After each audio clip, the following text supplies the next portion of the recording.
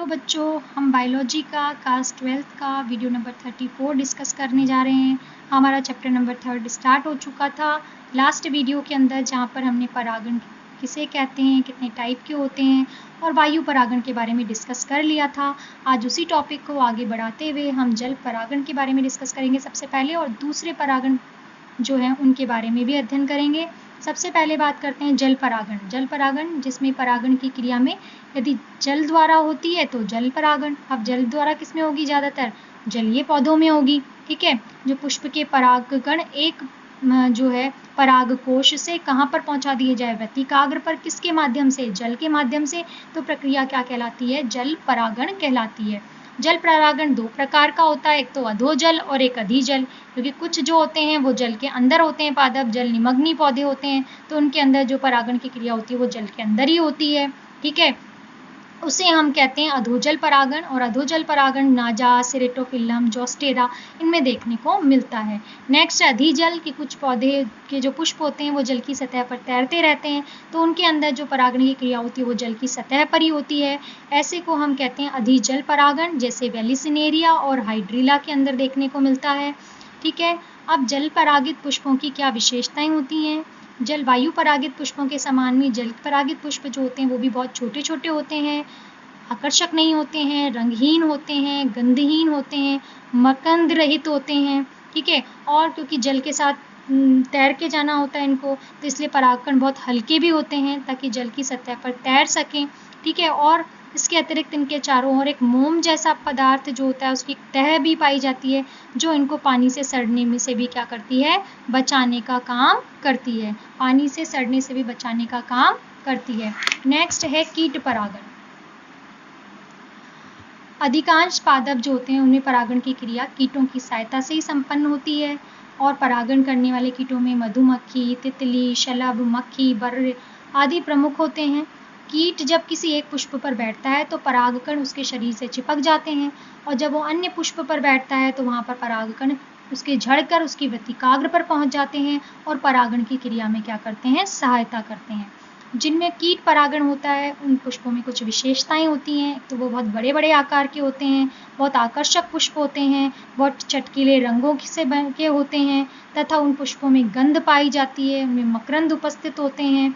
परागकण जो होते हैं वो संख्या में बहुत कम होते हैं और चिपचिपे होते हैं, ताकि वो चिपक जाएं आसानी से, और ताकि आसानी से चिपक सकें। और कीट परागित पुष्प जो हैं उनके एग्जाम्पल्स क्या हैं? जैसे सरसों है, साल्विया है, आर्किड है, ऑक है, आक है। इनके जो पौधे होते हैं उनमें मेनली कीट परागण जो है पाया जाता है। नेक्स्ट है पक्षी परागण। यदि पुष्पों में पर परागण की क्रिया किसके द्वारा हो जाए? पक्षी द्वारा हो जाए, तो वो पक्षी परागण कहलाती है। इसमें भी कीट परागण की तरह ही पुष्प जो होते हैं वो बहुत बड़े बड़े होते हैं, रंगीन होते हैं, गंधीन, मकरंद का स्त्राव भी इनके अंदर होता है। जैसे बिग्नोनिया में गुंजन करने वाली चिड़ियाओं के द्वारा होता है, स्ट्रेलिजिया में एक शहद की चिड़िया द्वारा, सेमल के अंदर, ठीक है, पागरा में कौवे के द्वारा और मैना के द्वारा होता है पर परागण। ठीक है, तो इस प्रकार ये जो पक्षी हैं ये भी पर परागण में क्या करते हैं? सहायता करते हैं।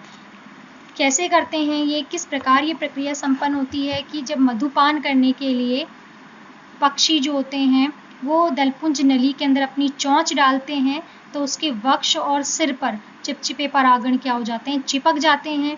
और ये परागकण जब एक पुष्प से दूसरे पुष्प तक जो है वो पहुंचते हैं, जब पक्षी दूसरे पुष्प पर पहुंचता है, पक्षी परागित पुष्प जो होते हैं वो प्राय कैसे रंग के होते हैं? लाल रंग के होते हैं। नेक्स्ट है चमगादड़ परागण।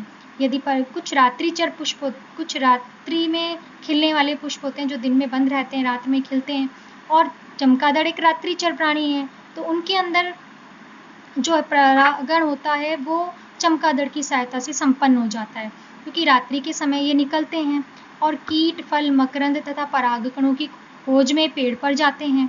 ठीक है, और पुष्प की जो गंध होती है, क्योंकि ये इन्हें दिखाई तो देता नहीं है, तो जो पुष्प की गंध होती है उनके द्वारा ही ये उन पुष्पों तक पहुंचते हैं और परागण की क्रिया में क्या कर देते हैं? सहायता कर देते हैं। जैसे कदम्ब में, कचनार में, बालम खीरा में, गोरख इमली में, इनमें चमगादड़ की सहायता से परागण की क्रिया संपन्न होती है।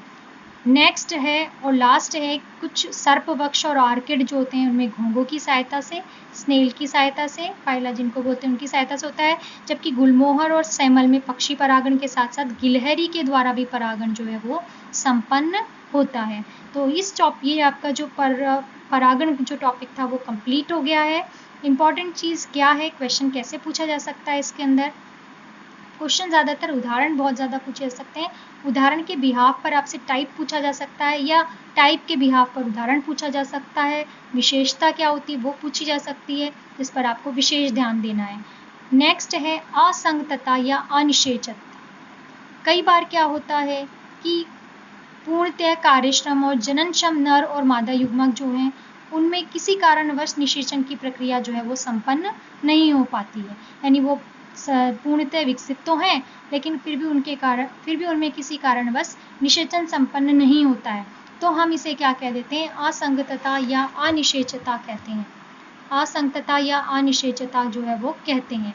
ये दो प्रकार की होती है, एक तो होती है अंतराजातीय और दूसरी होती है आंतरजातीय। अंतराजातीय जो निषेचन होती है वो एक ही वंश की भिन्न भिन्न जातियों के बीच में होती है, एक ही वंश की भिन्न भिन्न जातियों के बीच में होती है। जैसे ब्रेसिका एक वंश है, उसमें कंपेस्ट्रिक्स और ब्रेसिका रापा, यानी एक ही वंश की दो जातियों के बीच में हो रही है। या अंतरजातीय होती है जिसमें एक ही जाति के सदस्यों के बीच में हो तो वो अंतरजातीय कहलाती है, जैसे प्रिमूला के अंदर।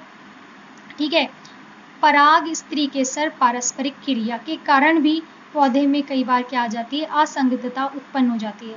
जब परागकण परागण क्रिया द्वारा वृत्तिकाग्र पर पहुंचते हैं तो वहाँ इनके बीच में एक पारस्परिक क्रिया होती है जिसे पराग स्त्री केसर पारस्परिक क्रिया कहते हैं। उसके कारण भी कई बार असंगतता जो है वो उत्पन्न हो जाती है, जो कार्यकीय और अकार्यकीय दोनों प्रकार की हो सकती है। सामान्यतः क्या होता है, अंतर क्रिया जो है वृत्तिकाग्र के परिपक्व होने और परागकणों की भित्ति के निर्माण के समय विकसित होते हैं।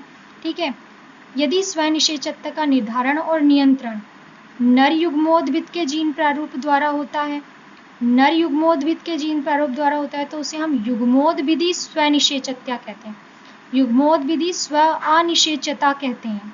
और यदि बीजाणुद्भिद ऊतक के जीन प्रारूप द्वारा होता है, निर्धारण होता है, तो हम उसे बीजाणुद्भिदी स्व अनिषेचता कहते हैं।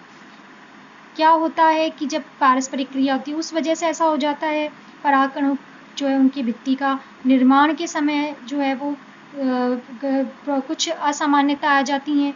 यदि नर युग्मोद्भिद के जीव प्रारूप के कारण स्व अनिषेचता आ रही है तो युग्मोद्भिदी स्व अनिषेचता कहते हैं। यदि बीजाणुद्भिद के ऊतक के कारण आती है तो बीजाणुद्भिदी स्व अनिषेचता जो है वो उसको कहते हैं।